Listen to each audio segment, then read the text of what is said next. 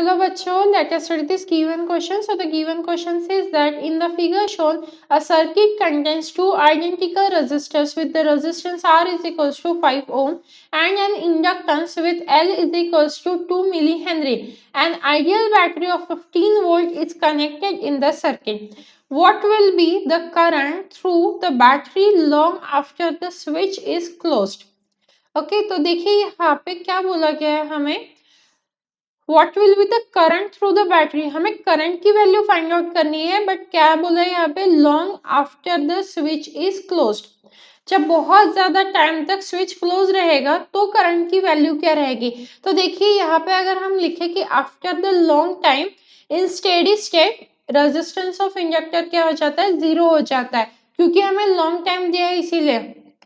So for a long time हम यहाँ पे लिख लेते हैं for long time in steady state, ठीक है, in steady state resistance of inductor becomes zero, resistance of inductor resistance of inductor becomes zero। तो ये क्या हो जाता है, जीरो हो जाता है, becomes zero, ये जीरो हो जाता है। अब हमें क्या करना है, करंट कैलकुलेट करना है। तो हमारा करंट क्या आ जाएगा, I is equal to E upon R equivalent आ जाएगा, राइट। और आर इक्विवेलेंट क्या हो जाएगा, देखो ई की वैल्यू तो है हमारी 15 और आर देखो ये दोनों किस में कनेक्टेड है, सीरीज में कनेक्टेड है, राइट। यहाँ से देखो ये सीरीज में कनेक्टेड है, तो हमारा आंसर क्या आ जाएगा यहाँ पे 15 और दोनों सीरीज में और दोनों की वैल्यू 5 है, तो ये 5 इंटू 5 हो जाएगा और यहाँ पे 5 प्लस 5 हो जाएगा, राइट। तो यहाँ से आंसर आएगा 15 इंटू 2 डिवाइडेड बाय 5।